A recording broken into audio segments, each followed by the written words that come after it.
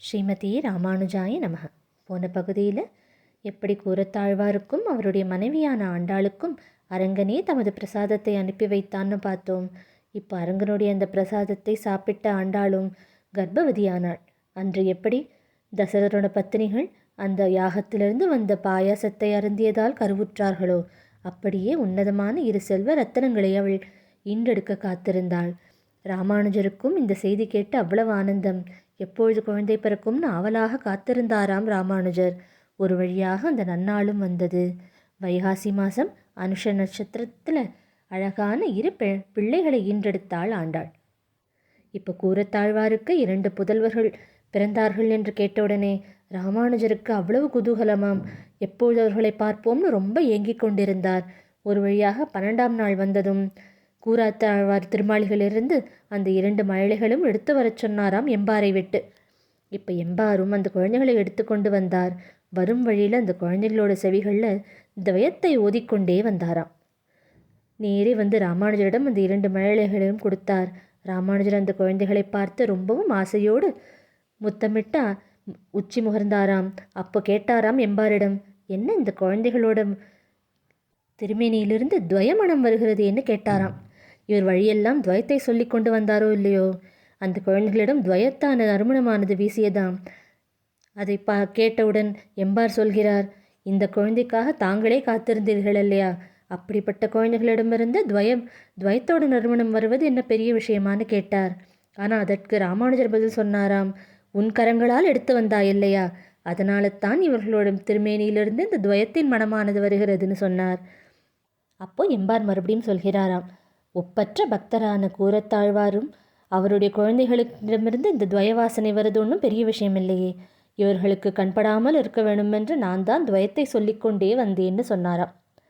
அப்போ ராமானுஜர் சொல்கிறார், இவர்களை காப்பதற்காக நீ துவயமந்திரம் சொன்னாய் இல்லையா, இனி இவர்கள் ஆத்மாவுக்கும் நீயே காவல், நீயே இவர்களுக்கு ஞான குருவாக இருந்து இவர்களை வழிநடத்த வேணும்னு சொன்னாராம் ராமானுஜர்.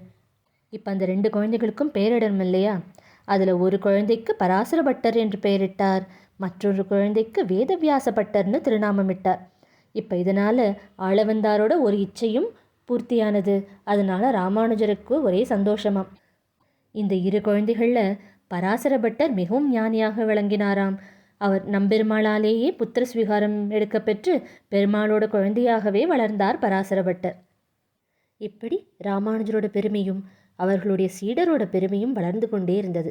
ராமானுஜருக்கு பஞ்சாச்சாரிய பதாச்சிரியன்ற திருநாமம் உண்டு. ஏன்னா அவருக்கு 5 ஆச்சாரியர்கள் இருந்தார். பெரிய நம்பிகளிடம் பஞ்சசமஸ்காரம் பெற்றார். அதேபோல் திருக்கோட்டியூர் நம்பிகளிடம் ரகசியார்த்த அர்த்தங்களை எல்லாம் பெற்றார்.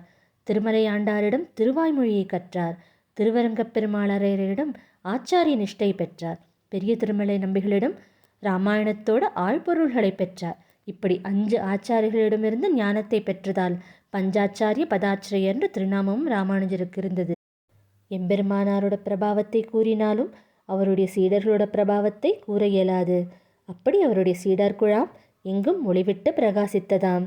கூரத்தாழ்வார், முதலியாண்டான், நடாதூர் ஆழ்வான், வடுகநம்பி, பிள்ளான், கிடாம்பியாச்சான், அருளாளப் பெருமாள் எம்பெருமானார், எம்பார், திருவரங்கத் தமுதனார் போல பல மகான்கள் அவருக்கு சீடர்களாக குவிந்தனர். அவர்களுடைய பிரகாசமானது எங்கும் பரவியது. திருவரங்கமே பொலிவு பெற்று நின்றதாம். இப்போ ராமானுஜரோட மானசீக குருவான ஆளவந்தாரின் இன்னொரு ஆசையும் நிறைவேற்ற வேணும்ன்ற எண்ணம். அது பிரம்மசூத்திரத்திற்கு வியாக்கியம் எழுதுவது. அதற்கு வியாசருடைய சீடரான போதாயனர் எழுதிய போதாயன ஸ்துதி என்ற கிரந்தத்தை தழுவி பாஷ்யம் எழுத வேணும் என்று திட்டமிட்டார். ஆனால் அது காஷ்மீர் சாரதா பீடத்தில் இருந்தது. அதனால் அந்த கிரந்தத்தை பார்வையிட வேணும்ன்ற எண்ணம் அவர் மனசில் வந்ததாம். இனி இந்த எண்ணமானது எப்படி நிறைவேறியது, அவர் எப்படி பிரம்மசூத்திரத்திற்கு பாஷ்யம் எழுதினார், இதையெல்லாம் நாம் தொடர்ந்து சேவிக்கலாம். ஸ்ரீமதே ராமானுஜாய நமக. ஸ்ரீமதே ராமானுஜாய நமக.